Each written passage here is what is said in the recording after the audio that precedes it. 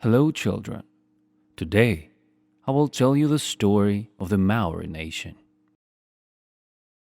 The Maori did not have a written language until the end of the 19th century, and our history passed from generation to generation through our legends and songs. Our ancestors arrived on the New Zealand islands in 7 canoes from their homeland, Hawaii. Hawaii is the original homeland of all Polynesians, the group of amicable nations from which the Maori had segregated with time. Tribes got their names from the names given to the canoes: Arava, Aotearoa, Matatoa, Tainuio, Kurahaupo, Tokomaro, Takitumo. The legend retained not only the names of boats, but also the names of chiefs and steersmen. The relocation of the Maori to New Zealand is the end point of Polynesians' long migration chain along the Pacific Islands. Scientists have established that the last place of the Maori people's living before they moved to New Zealand was the Cook Islands. It was also discovered that the ancestral home of Polynesian languages, which the Maori speak, is the island of Taiwan. Originally, our ancestors named the North Island as Teika a Maui.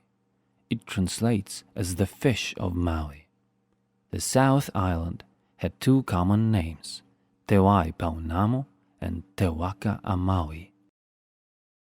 The first one means jade water, and the second one, Maui boat. Maui is a demigod, a hero, and a demi-human.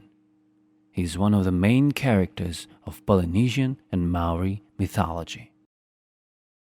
According to legend, the demigod Maui was born from an ordinary woman and therefore was mortal. He lost his parents early and was taken by spirits, who paternalized and endued him with enormous power. Using it, he accomplished several feats. He established the order of stars in the sky, forcing the sun to shine longer. He elevated the Empyrean. By a miracle fishing hook, he drew the islands from the bottom of the ocean, and most importantly, he settled them with people. Before the beginning of the 20th century, the North Island of New Zealand was often called Aotearoa by its indigenous people, which can be translated as the land of the long white cloud. As time passed, this name became conventional in the Maori language in the whole country. When the Maori first came to New Zealand, they brought with them a domestic animal, the dog. 2 other animals, pigs and chickens, which were widespread in other parts of Polynesia, did not reach the destination. Either that had been eaten or had died. A little later, it became known that rats had illegally come in the canoes with the Maori. Maori warriors were good hunters and fishermen. When hunting, they used draw nets, ambushes, pens, and so on. Mostly they hunted on giant moa birds, which were exterminated in the 17th, 18th centuries. Now their skeletons and stuffed animals can only be seen in New Zealand museums. At sea, the Maori people collected mollusks, caught fish and sea lions. The courage of the Maori was so great that they were not even afraid of going to fish octopus. The Maori did not about metal processing before their liaison with Europeans. Therefore, Maori warriors used different types of non-metal weapons. Taiaha, something between a spear and a cudgel; a spear, kokiri; a javelin, huat.